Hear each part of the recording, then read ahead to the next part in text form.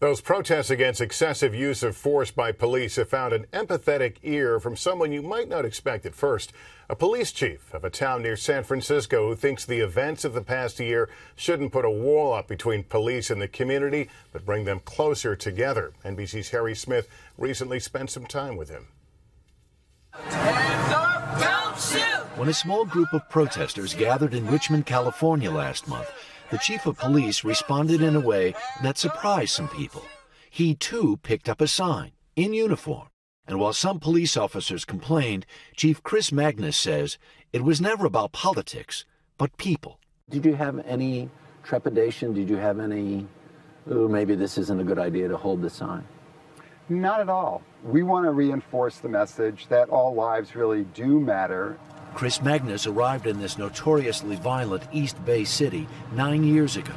He brought with him a philosophy of diversity and officer conduct that involves repeated training on when to and when not to use a weapon. We want officers to use the right tool at the right time, and so a lot of our training is about good decision making. What you got going on today, man? I don't seek out or want to have to use my weapon on anybody. That's not what I came to this job to do.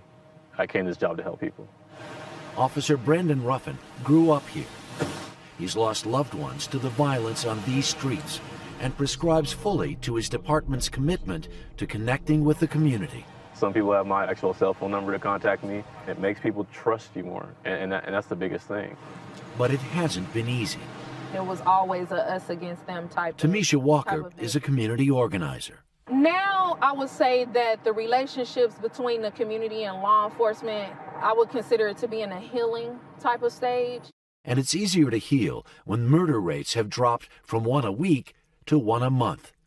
There's been one fatal officer-involved shooting in 7 years, but Magnus insists it's all still a work in progress.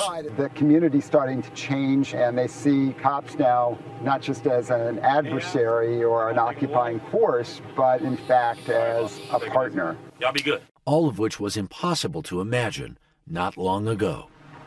Harry Smith, NBC News, Richmond, California.